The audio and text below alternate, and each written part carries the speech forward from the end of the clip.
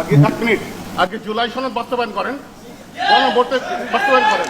শুনতেছে আপনাদের কথা, শহীদ পরিবারের কথা কেউ বলতেছে না এখানে, ঠিক আছে? এখানে শহীদ পরিবার আছে, আপনি কোন দোষের শহীদ পরিবারের কথা বলেন নাই, আপনি 3,000 আহত কথা বলেন নাই।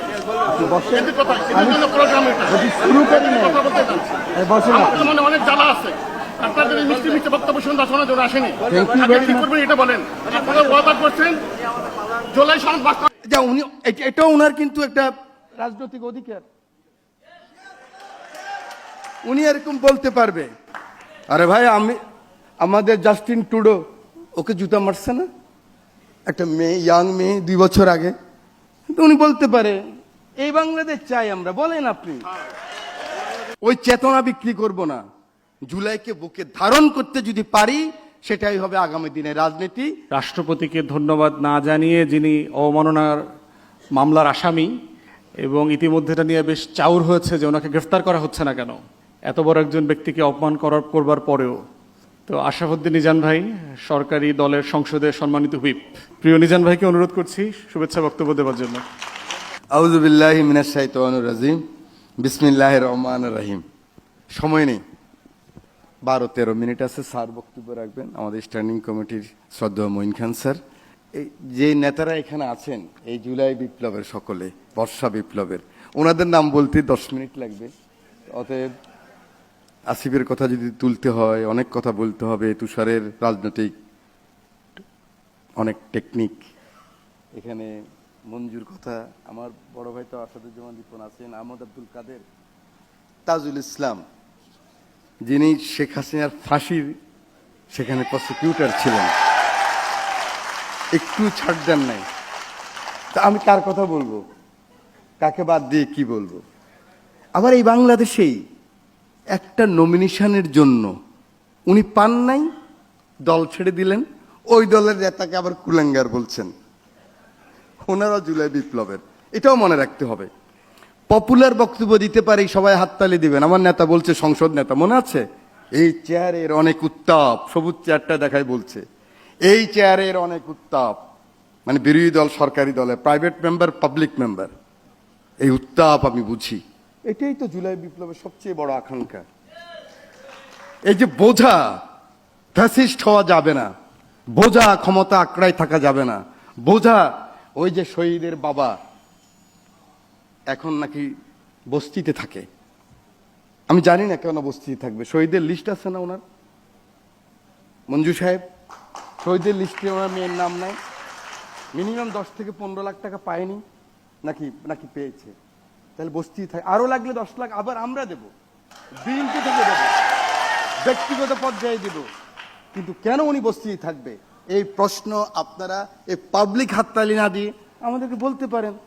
মাওলানা মামুনুল হক সাহেব সবচেয়ে আমরা পছন্দ করি, লোকটা যদি আসতো, মঞ্জু যদি আসতো, আসিফ যদি আসতো, জুলাই বিপ্লবের তারা যদি আসতো, আপনাদের বিপ্লবী নেতা ফুয়াদ, তাকে বলছিলাম ঢাকা ইলেকশনে দাঁড়াও ভাই, পাস করে ফেলবা।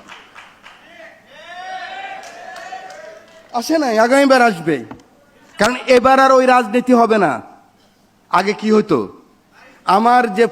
আমার যে ম্যানিফেস্ট, যেটা নিয়ে ভোটে গেলাম, আমরা যাই, বারবার গিয়েছি, 1 বছর যাওয়ার আগেই স্যার আছেন এখানে উপস্থিত, মঈন খান স্যার, আমাদের রিপন ভাই আছেন, আমরা আমাদের ওই ম্যানিফেস্ট না কইরা আগামী 5 বছর কিভাবে থাকবো ওই ধান্দাই তো করছি নাকি সবাই।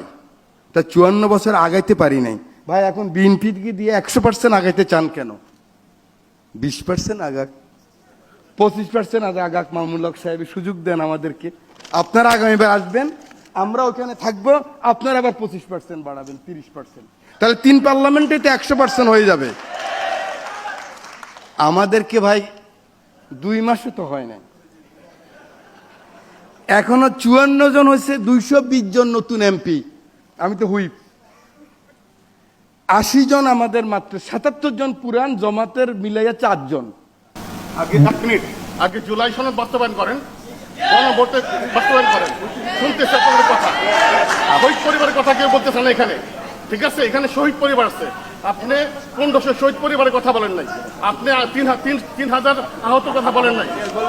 কিন্তু কথা কিন্তু জন্য প্রোগ্রাম এটা শুরু করি না। কথা বলতে চান।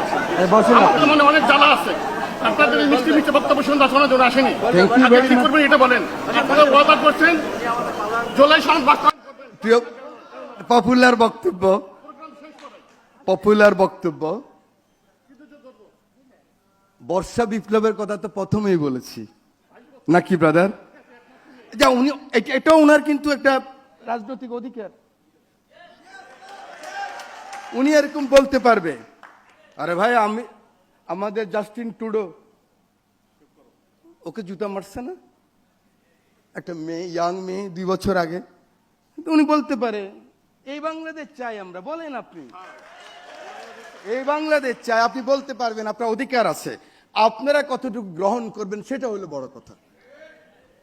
এই কথাটুকু বলতে চাই, সময় নাই, শুধু বলতে চাই আমরা পথ হারাবার চেষ্টা করব না।